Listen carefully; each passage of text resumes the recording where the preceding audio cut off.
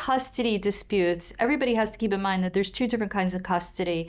There's what we refer to as legal custody, and then there's physical custody. It's also called parenting time, visitation schedule, sole legal custody. We have all these expressions, but the bottom line is we usually try to separate out the legal custodian and the joint legal custody is the standard in the law, and what that means for the parties. Now the fight is really over the parenting time.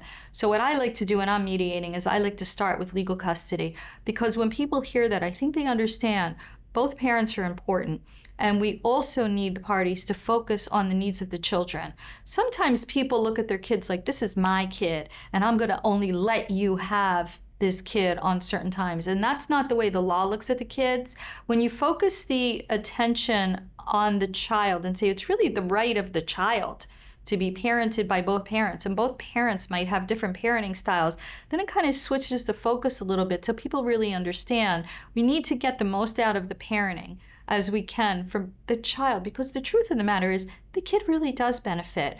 And most importantly, the child benefits when the parents aren't fighting. We have to get these parents to not fight in front of the children. When these children see these horrible exchanges and the parents just can't keep it together, we have to make the snide remarks or side eyes, as some of the judges say to us.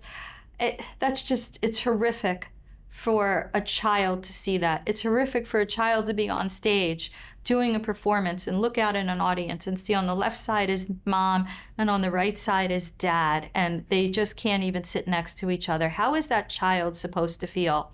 So the role of the mediator is to really express these things and sometimes tell war stories, sometimes war stories ad nauseum to the parties so that they really understand you are hurting your child. We need to get you back on board with this, and we need to get you to understand this from the perspective of the child.